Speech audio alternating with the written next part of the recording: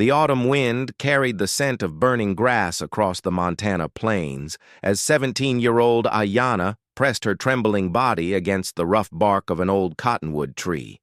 Her dark eyes scanned the horizon, watching for any sign of movement that might signal the return of the men who had destroyed her world just hours before.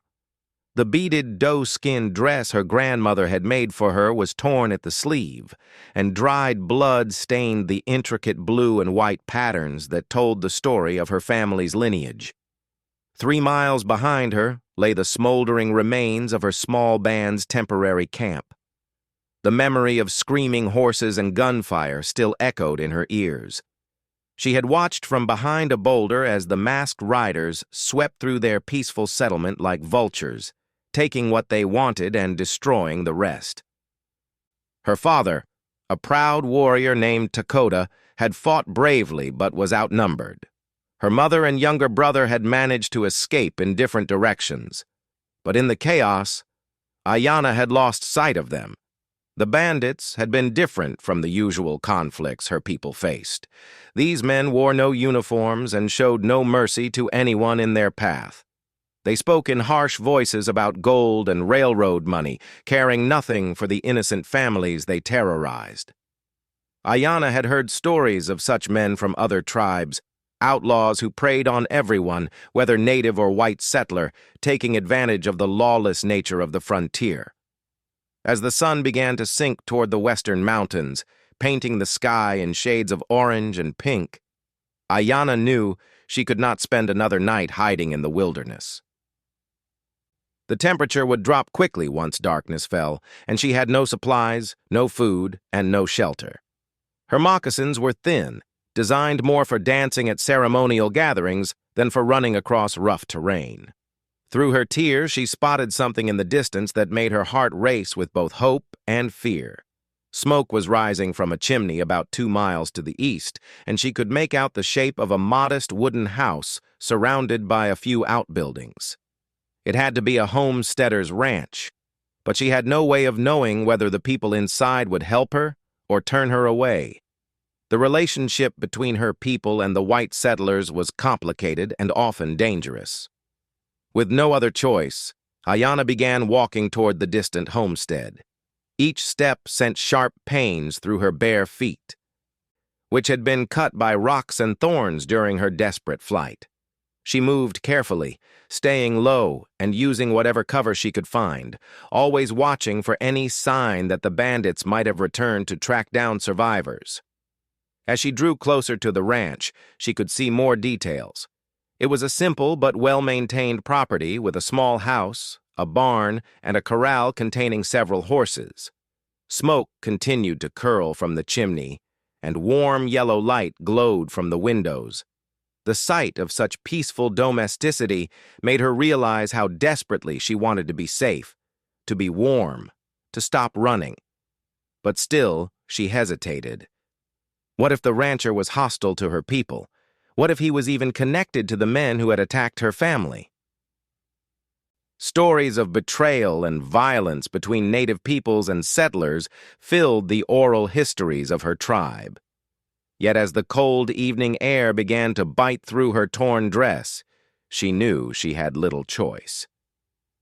The man who answered her trembling knock at the door was not what she had expected.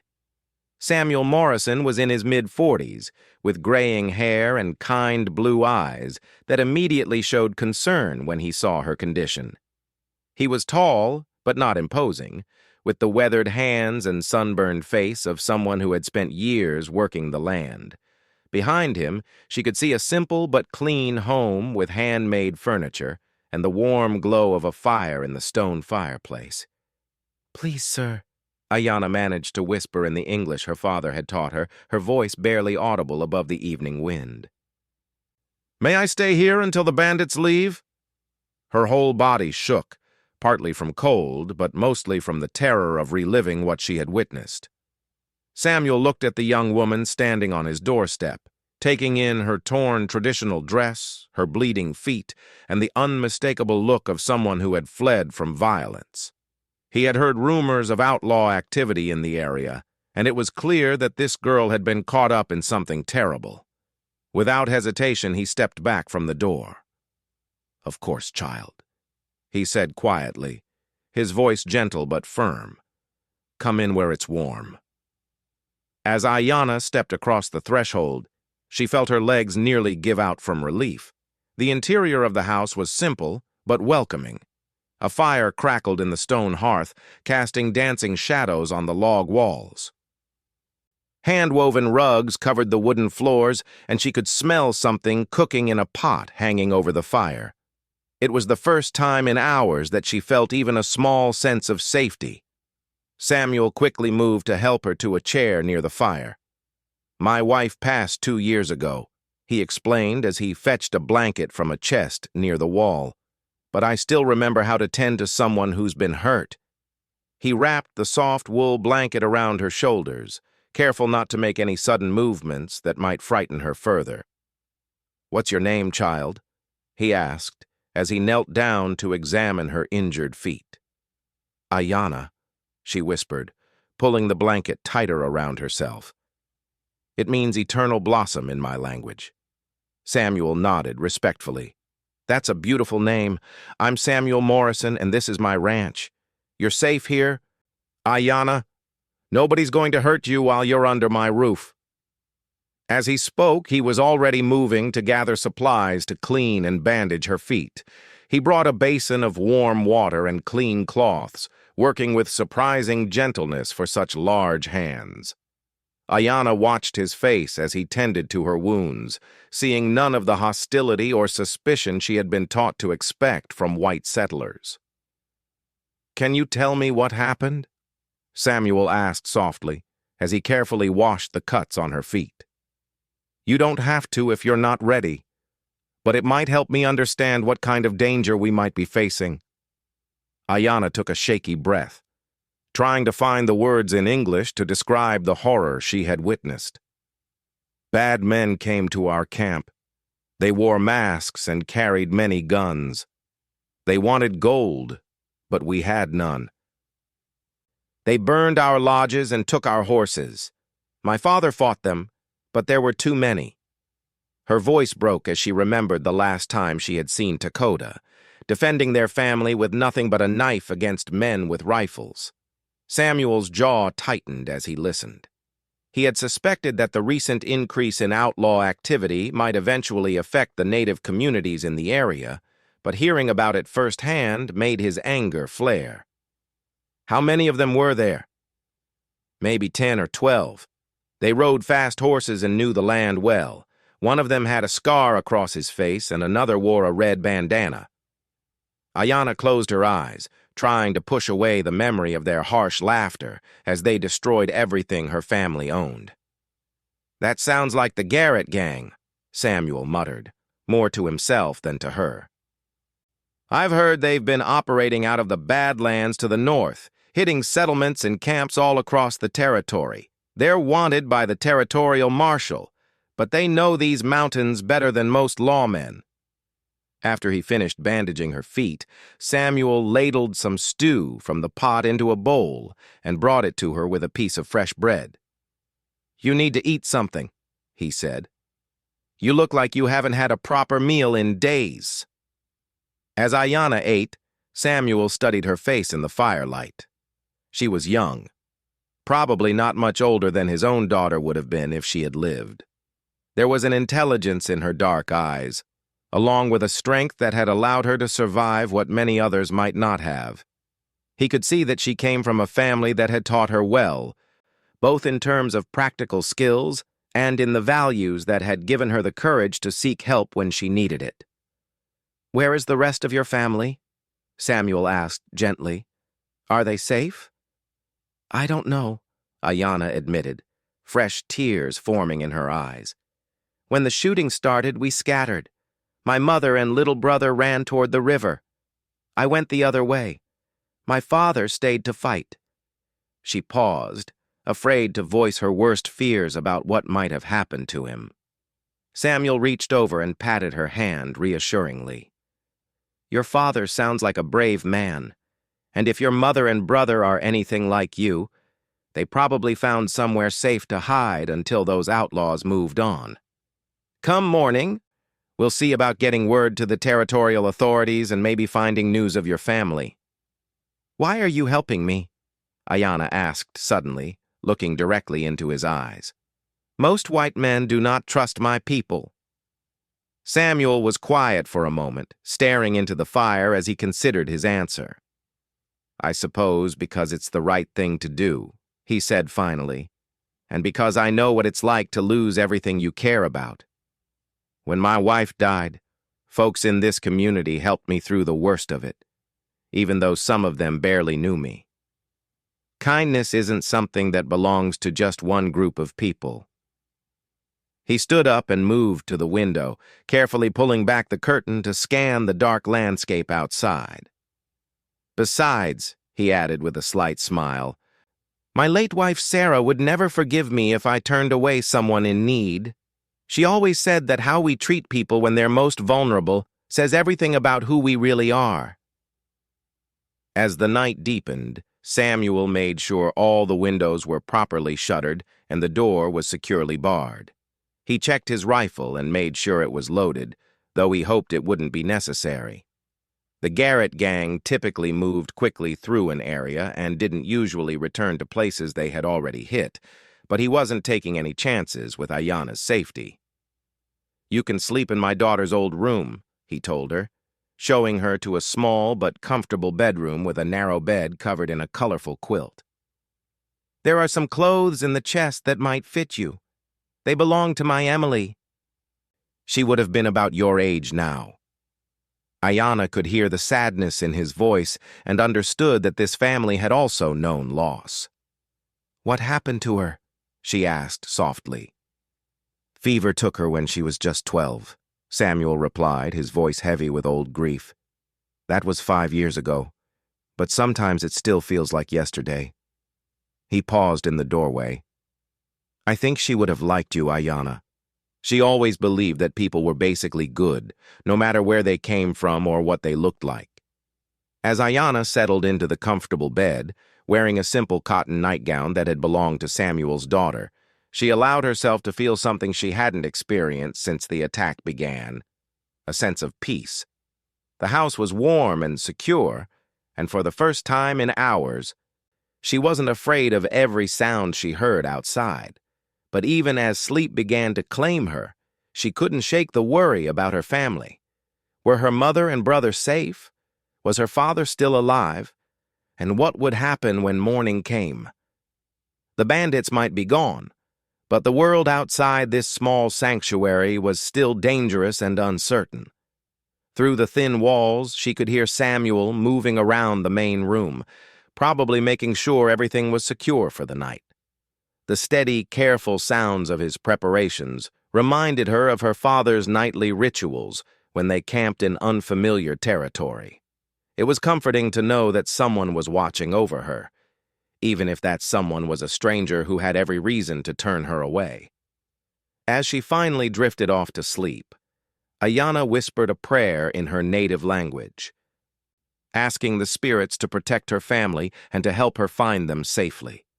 She also included a word of gratitude for the unexpected kindness of the man who had opened his door to her without question, proving that even in the darkest times, there could still be light. Ayanna woke to the sound of bacon sizzling in a pan and the rich aroma of coffee brewing. For a moment, she forgot where she was, and the familiar sounds filled her with hope that everything had been a terrible dream.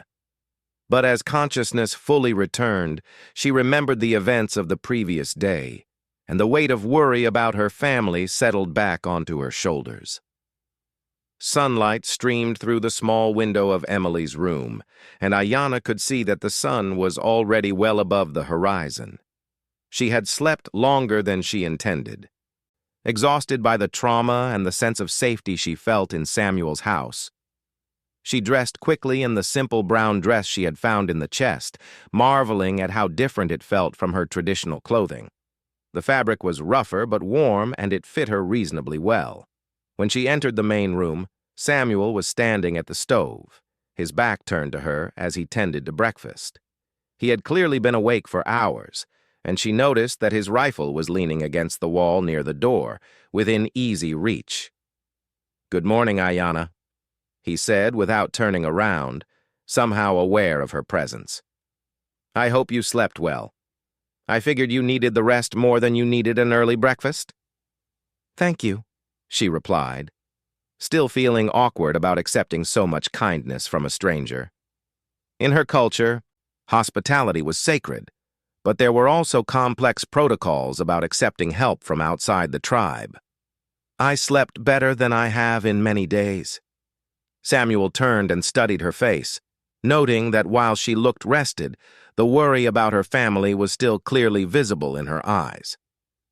"I've been thinking about what you told me last night," he said as he placed a plate of eggs and bacon in front of her, "about your family and where they might have gone." Ayanna sat down at the wooden table, grateful for the food but almost too anxious to eat. "Have you heard anything? Any news?" "Not yet, but I have an idea." Samuel poured himself a cup of coffee and sat across from her. "There's a trading post about 15 miles south of here, run by a man named Jonas Fletcher. He's been in this territory for nearly 20 years, and he hears about everything that happens within a day's ride. If your family made it to safety, or if anyone has seen them, Jonas would know about it." "Would he help us?" Ayanna asked, remembering the mixed experiences her people had with white traders. Some were honest and fair, while others took advantage of desperate situations. "Jonas is a good man," Samuel assured her. "He's always dealt fairly with the local tribes, and he speaks several native languages. His wife was Crow, and they had children together before she passed. He understands what it's like to live between two worlds." Samuel paused, watching her face carefully as he continued. "The thing is, it's not safe for you to travel alone, and those bandits might still be in the area.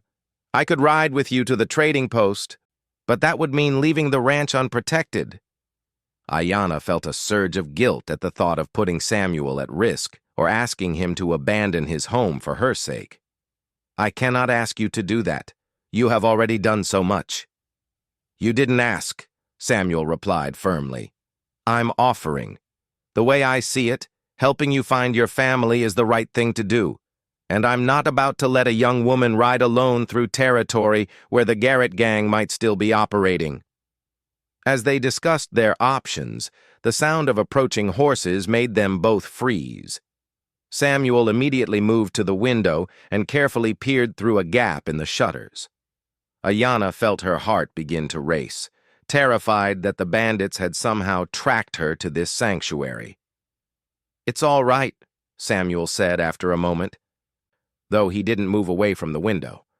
"It's just my neighbor, Tom Bradley, and it looks like he's got someone with him." Within minutes, there was a firm knock on the door. Samuel opened it to reveal a stocky man in his 50s with a graying beard, accompanied by a younger man who wore a badge on his vest. "Morning, Sam," Tom said, tipping his hat. "This is Deputy Marshal Jake Wheeler from Fort Benton. He's been asking questions about some trouble in the area." The deputy stepped forward, his eyes immediately finding Ayanna. "Miss, I'm Deputy Wheeler. I've been tracking a gang of outlaws who hit several settlements in the past week. I understand you might have information about them." Ayanna looked to Samuel, who nodded encouragingly. "It's all right," he said. "You can trust him." With Samuel's support, Ayanna told her story again, this time providing even more detail about the men who had attacked her family's camp.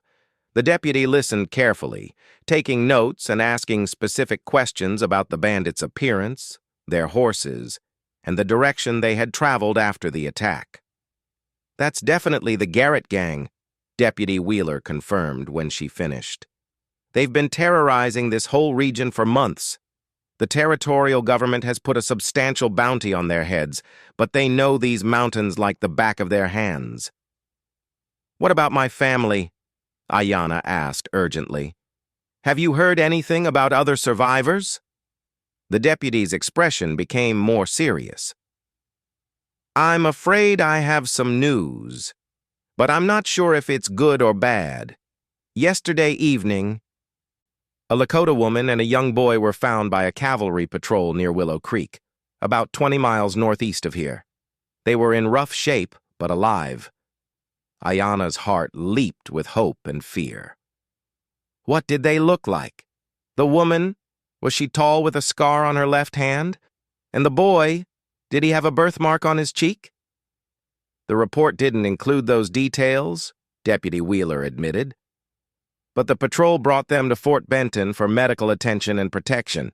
If you think it might be your family, I could escort you there. Samuel immediately stepped forward.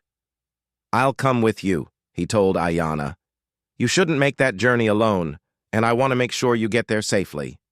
I appreciate the offer, Mr. Morrison, the deputy said, but Fort Benton is a long ride, and we'd be traveling through some of the same territory where the gang has been active. It might be safer for Miss Ayana to wait here while I bring back more information about the woman and boy. No, Ayana said firmly, surprising everyone with the strength in her voice. If there is a chance it is my mother and brother, I must go to them. They will be frightened and confused, especially my little brother. He needs to see a familiar face. Tom Bradley, who had been quietly listening to the conversation, spoke up.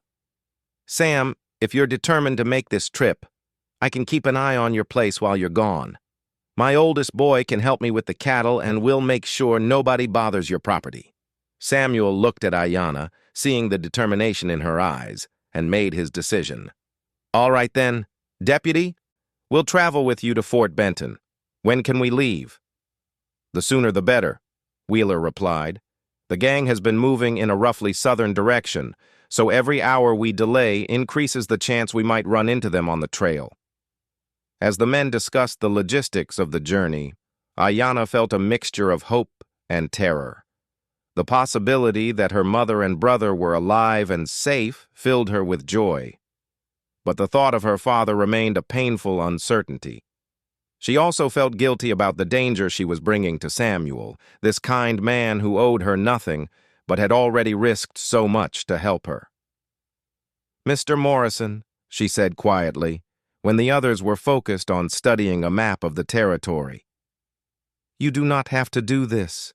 I know you are afraid to leave your home, and I understand. Samuel looked at her with surprise. I'm not afraid to leave my home, Ayana. I'm afraid of what might happen to you if I let you travel alone. There's a difference. But why? She pressed. Why does it matter to you what happens to me? You do not know me or my family. We are not your people. Samuel was quiet for a moment, considering how to explain feelings that he didn't entirely understand himself. When my wife was dying, he said finally, she made me promise something. She said that when someone needs help, and you have the power to help them, you don't get to choose whether or not they deserve it. You just help, because that's what makes us human. He paused, looking out the window at the vast landscape beyond his small ranch. Besides, after Emily and Sarah died, I thought my life was over. I've been going through the motions for 2 years, just existing from one day to the next. But helping you, seeing you find your family again, that feels like something worth doing. It feels like living again. Ayana felt tears forming in her eyes at his words. In her culture, the bonds of kinship extended far beyond blood relations, and Samuel's actions had shown a kind of kinship that transcended the boundaries between their peoples. In my language, she said softly, we have a word, hunka. It means someone who chooses to be family, even when they are not born to it. I think you are hunka to me now. Before Samuel could respond, Deputy Wheeler called them over to look at the map. If we leave within the hour, we can make good time and reach Fort Benton by tomorrow evening, he explained. But we'll need to be careful about our route. The gang was last seen near Devil's Canyon, so we'll want to swing wide to the east and avoid that area entirely. As they prepared for the journey, Samuel gathered supplies while Ayana helped pack food and medical supplies. She had found a pair of Emily's riding clothes in the chest, and they fit her well enough for travel. Samuel also gave her one of his late wife's coats, a warm woolen garment that would protect her from the cold mountain air. Tom Bradley and his son arrived to take over care of the ranch, and Samuel gave them detailed instructions about feeding the animals and maintaining the property. As he spoke, Ayanna could see how difficult it was for him to leave the place that held all his memories of his family. "Sam," Tom said, as they prepared to mount their horses, "you be careful out there. That gang is dangerous, and they've got nothing to lose." "We'll be fine," Samuel replied, though Ayanna could hear the uncertainty in his voice. "Just take care of things here, and we'll be back in a few days." As they rode away from the ranch, Ayanna looked back at the small house that had been her sanctuary. She whispered a prayer of gratitude for the safety it had provided and for the man who had opened his door to her without question. But her thoughts quickly turned to what lay ahead, the hope of reuniting with her family, tempered by the fear of what they might discover about her father's fate. The landscape they traveled through was both beautiful and forbidding. Rolling hills covered in autumn grass stretched toward distant mountains, while stands of aspen trees showed their golden fall colors against the blue sky. But Ayanna knew that this peaceful-looking terrain could hide dangers, and she found herself constantly scanning the horizon for any sign of movement that might indicate trouble. Deputy Wheeler led the way, followed by Samuel and Ayanna riding side by side. The deputy seemed to know the country well, choosing routes that offered good visibility and multiple escape paths if they encountered trouble. He also kept up a steady conversation, both to help pass the time and to learn more about the Garrett gang's activities. "Tell me about your father," he said to Ayanna during one of their rest stops. "What kind of man is he?" "Lakota is a great warrior and a wise leader," Ayanna replied, unconsciously speaking of him in the present tense because she refused to believe he was dead. "He has fought to protect our people many times, but he also knows that sometimes the best way to protect them is to avoid fighting when possible. He speaks English and French as well as our own language, and he has always believed that understanding between peoples is possible." "What was your band doing in this area?" Wheeler asked. "Were you traveling to the reservation?" Ayanna's expression darkened at the mention of the reservation. "We were traveling to join my mother's relatives for the winter. My father does not believe that the reservation is a good place for our people, but he also knows that we cannot fight the whole world. He was trying to find a way to live with honor while keeping our family safe." Samuel listened to their conversation with growing understanding of the impossible situation that Ayanna's family faced.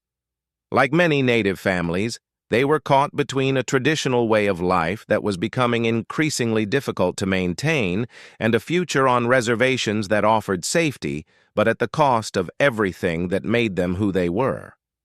As the afternoon wore on, they made good time across the rolling terrain. Deputy Wheeler kept them moving at a steady pace, stopping only when necessary to rest the horses or check their route. Despite the serious nature of their journey, Ayanna found herself feeling oddly hopeful.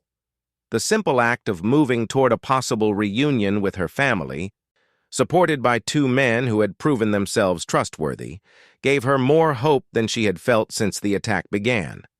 But as the sun began to sink toward the western mountains, painting the sky in brilliant shades of orange and red, Deputy Wheeler suddenly held up his hand, signaling them to stop. In the distance, they could see smoke rising from what appeared to be another homestead. "That's the Henderson place," Wheeler said grimly, pulling out a small telescope to study the scene. "But something's not right. There's too much smoke, and I don't see any movement around the buildings." Samuel's face went pale as he realized what the deputy was suggesting. "You think the gang hit them too?" "It's possible," Wheeler replied. "The question is whether they're still in the area or if they've moved on. Either way, we need to be extra careful from here on out." As they sat on their horses in the growing twilight, studying the ominous smoke in the distance, Ayanna felt the familiar grip of fear returning to her chest. The peaceful afternoon of riding toward hope had suddenly transformed into another reminder of the violence that had shattered her world. She looked at Samuel, seeing her own worry reflected in his face, and realized that their journey was far from over and the dangers they faced were very real. Deputy Wheeler made a difficult decision as they stared at the smoke rising from the Henderson homestead. "We need to investigate," he said quietly. "If there are survivors, they might need help. And if the gang is still in the area, we need to know about it." Samuel checked his rifle, while Ayanna felt her heart pounding with fear and anticipation. The thought of encountering the men who had destroyed her life filled her with terror, but she also knew that Deputy Wheeler was right. They couldn't simply ignore the possibility that innocent people needed help. They approached the Henderson property carefully, using a line of cottonwood trees along a creek bed for cover. As they drew closer, the extent of the destruction became clear. The main house was completely destroyed, reduced to smoldering ruins and blackened timbers. The barn had been partially burned, and several dead horses lay scattered around the yard. "Dear God," Samuel whispered as they surveyed the scene. "Those animals." Deputy Wheeler signaled for them to dismount and secure their horses before investigating further. With weapons drawn, they moved carefully through the devastation, looking for any sign of survivors or clues about how recent the attack had been. Near the ruins of the house, they found evidence that told the tragic story. The attack had been recent, probably within the last few hours, and it appeared that the Henderson family had fought bravely but been overwhelmed. Deputy Wheeler found tracks indicating that the gang had indeed been here, but the trail led away to the southwest, suggesting they had moved on.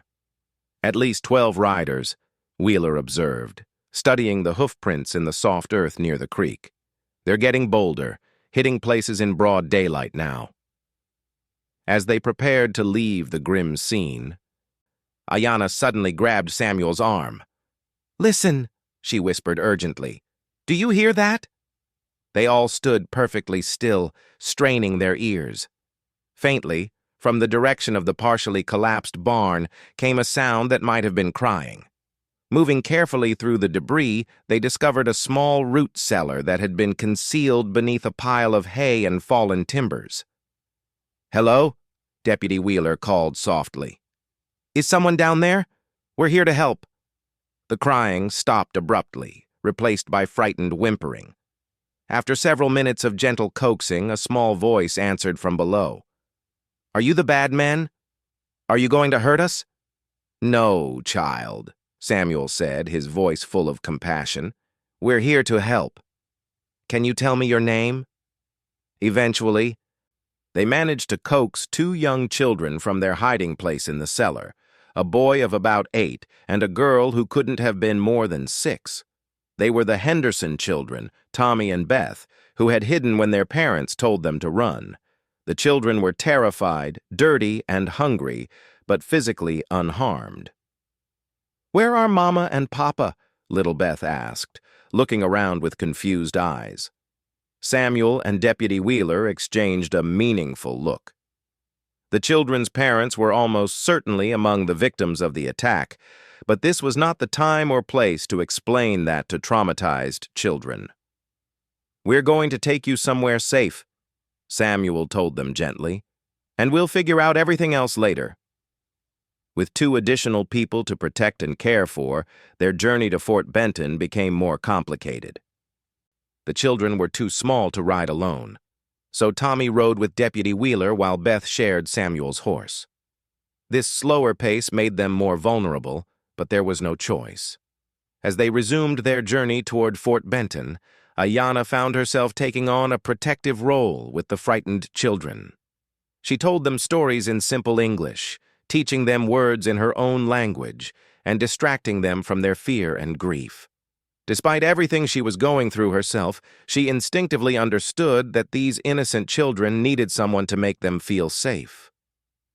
"You're good with them," Samuel observed during one of their rest stops, watching as Ayanna showed Beth how to braid grass into small dolls.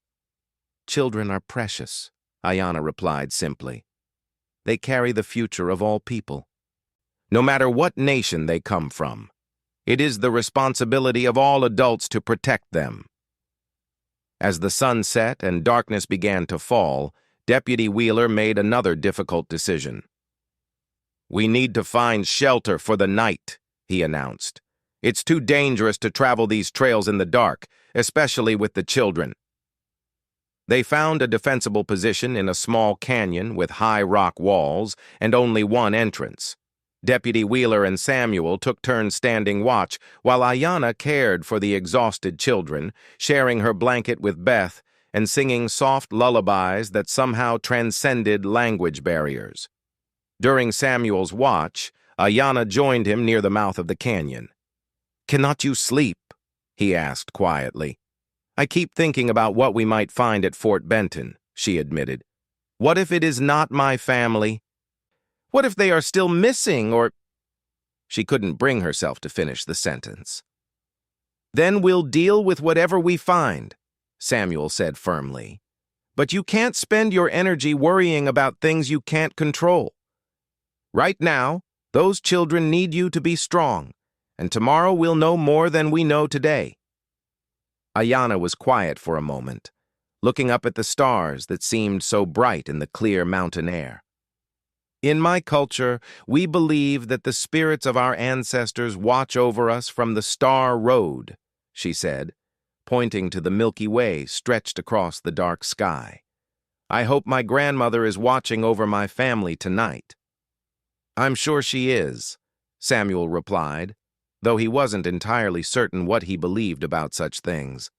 "And I think she'd be proud of how you've handled everything that's happened. You've shown more courage than most grown men would in your situation." The next morning brought clear skies and the promise of reaching Fort Benton by evening. They made good time across the rolling prairie, and the children seemed in better spirits after a night of rest and the simple comfort of being cared for by adults who treated them with kindness. Around midday, they crested a hill and saw Fort Benton spread out before them in the distance. The sight of the wooden palisade and the American flag flying over the military compound filled Ayana with both hope and apprehension. Somewhere behind those walls might be her mother and brother, but she also knew that reaching the fort would bring definitive answers about her family's fate. As they approached the main gate of the fort, soldiers on guard duty challenged them and examined Deputy Wheeler's credentials before allowing them to enter. The fort was busy with activity, and Ayana noticed several native people among the mix of soldiers, civilians, and traders who moved about the compound. Deputy Wheeler immediately sought out the commanding officer, while Samuel and Ayana waited with the Henderson children. Within minutes, a kindly older woman who introduced herself as Mrs. Patterson, the fort surgeon's wife, came to take charge of Tommy and Beth. "Poor little ones," she said, kneeling down to their level. "You've been through something terrible, but you're safe now. I'm going to take you to get cleaned up and fed, and then we'll find you a warm place to sleep." As Mrs. Patterson led the children away, Deputy Wheeler returned with a serious expression on his face. "The commanding officer wants to speak with you, Ayana," he said. "There are indeed a Lakota woman and boy here, but—" He paused, clearly struggling with how to deliver difficult news. "What is it?" Samuel asked, sensing that something was wrong. "The woman is very ill. She was wounded in an attack, and fever has set in. The boy is healthy, but he's been asking for his sister. The woman keeps saying, 'Ayana,' in her delirium." Ayana's heart raced with a mixture of hope and terror. "Take me to them," she said without hesitation. They were led to the fort's small infirmary, where a military doctor was tending to patients. In a bed near the window lay a woman whose face was flushed with fever, her dark hair spread across a white pillow. Next to the bed, on a small cot, sat a boy of about 10 years old, his face marked with the distinctive birthmark that Ayana had described. "Tokala!" Ayana cried out, recognizing her younger brother immediately. The boy looked up with startled eyes, and when he saw his sister, his face transformed with joy and relief. "Ayana, I knew you would come. I told everyone you would find us." Brother and sister embraced tearfully while Samuel and Deputy Wheeler watched from the doorway. But Ayana's joy was tempered by concern for the woman in the bed, who she could now see was indeed her mother, Winona. "The fever has been high for 2 days," the fort doctor explained. "She took a bullet in the shoulder, and infection has set in. We've been doing everything we can, but she needs to fight this herself." Ayana took her mother's hot hand in both of hers, speaking softly in Lakota. At the sound of her daughter's voice, Winona's eyes fluttered open, and for a moment, clarity returned to her fevered gaze. "My daughter," she whispered in their native language, "you are safe. The spirits answered my prayers." "Yes, mother, I am here," Ayana replied, tears streaming down her face. "Tokala is safe too. We are together now." "Your father," Winona said, her voice barely audible. "He fought bravely. He held them off so we could escape. But he fell, my daughter. He walks the spirit road now." The confirmation of her worst fears hit Ayana like a physical blow, but she tried to stay strong for her mother and brother. Tokala began crying quietly, and she pulled him close, holding both her wounded mother's hand and her grieving brother. Samuel, watching this family reunion from the doorway, felt his own eyes fill with tears. He thought of his own daughter and wife, and how he would have given anything for one more moment with them. The joy and sorrow intermingled in this small room reminded him of how precious and fragile family bonds truly were. Over the next 3 days, Samuel and Ayana took turns staying with Winona as she fought the fever. Samuel proved surprisingly helpful in the sick room, his experience caring for his own wife during her final illness making him comfortable with the practical tasks of nursing. He brought cool water for Winona's fever, helped change her bandages, and kept Tokala entertained with stories and simple games. On the 4th day, Winona's fever finally broke. Though she was still weak from her ordeal, the infection was clearly receding, and the doctor pronounced her out of immediate danger. As she regained her strength, she was able to tell them more about what had happened during the attack. "Your father fought like a great warrior," she told Ayana and Tokala as they sat beside her bed. "He knew he could not defeat so many, but he gave us time to escape. His last words were to tell you both how proud he was of you." Tokala, who had been unusually quiet since his sister's arrival, finally spoke up. "Will we ever go home again? To our real home, I mean?" It was a question that had no easy answers. Their temporary camp was destroyed, their small band scattered, and their father was gone. The world they had known was changing rapidly, and the traditional way of life was becoming increasingly difficult to maintain. "I don't know, little brother," Ayana said honestly, "but wherever we go, we will be together, and we will carry our father's memory with us. That is home enough." During these days at the fort, Samuel found himself in many conversations with Ayana about what would happen next.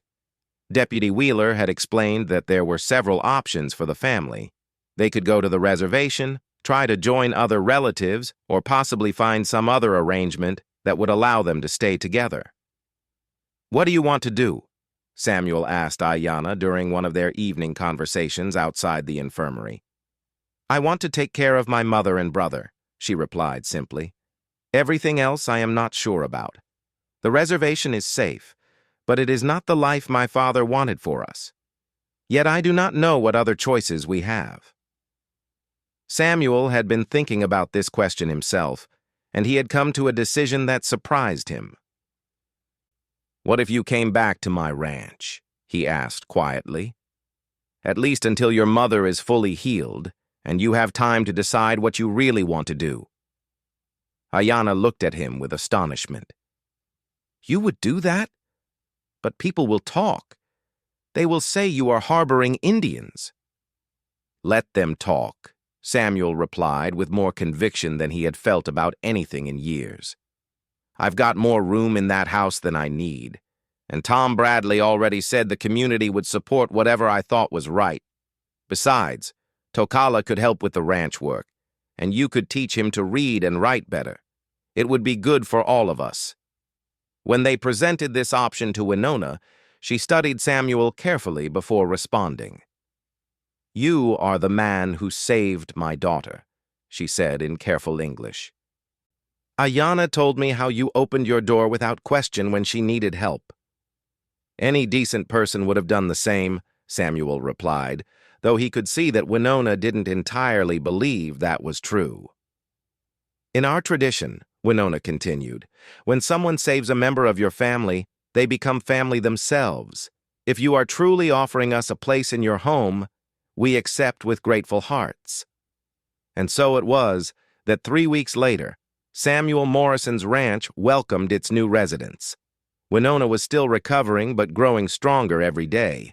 Tokala threw himself into ranch work with the enthusiasm of a boy who had been through too much adult worry and was ready to be a child again. And Ayanna found herself playing the role of bridge between two worlds, helping her family adapt to their new circumstances while maintaining the cultural traditions that connected them to their heritage. The community's reaction was mixed but generally accepting. Tom Bradley had indeed spread the word that Samuel was helping a family that had been attacked by the same outlaws who had terrorized the entire region, and most people respected the choice. The fact that Deputy Wheeler had filed an official report praising the family's cooperation in tracking the Garrett gang also helped establish their legitimacy in the eyes of local authorities. On a crisp November morning, exactly 2 months after Ayanna had first knocked on Samuel's door, she stood on the porch of what had become her new home, watching Tokala help Samuel repair a fence in the corral. Her mother sat nearby in a wooden chair, working on a beaded belt while keeping an eye on both the men's work and the horizon. "Are you happy?" Winona asked her daughter in Lakota. Ayanna considered the question carefully. "I am not the same person who ran through the darkness that night," she replied in the same language. "I have lost much, but I have also found much. This place, this man, they have given us a chance to build something new while honoring what came before." "Your father would be proud," Winona said simply. That evening, as they all gathered around the dinner table that had been set for one lonely man and was now filled with voices and laughter, Samuel raised his coffee cup in a toast. "To family," he said, looking at each of them in turn. "Whatever form it takes." "To family," they all replied, each in their own language, but with perfect understanding. Outside, the first snow of winter was beginning to fall, covering the landscape in a blanket of pristine white. It was a time for endings and new beginnings, for honoring the past while building hope for the future. And in a small ranch house on the Montana frontier, 4 people who had found each other across the boundaries of culture and circumstance settled in for a long winter, knowing they would face whatever came next together. The Garrett gang was eventually captured 3 months later, brought to justice largely because of the detailed information Ayanna had provided to Deputy Wheeler. The reward money was split among the families who had suffered losses, including a substantial portion that went toward rebuilding the Henderson children's lives with relatives in Colorado. But perhaps the most important result of those terrible days was the family that had been forged in crisis and strengthened by mutual respect and love. Samuel never forgot the trembling young woman who had appeared at his door asking only for shelter until the bandits left. And Ayanna never forgot the quiet man who had answered that plea with an open heart, proving that kindness could flourish even in the darkest times.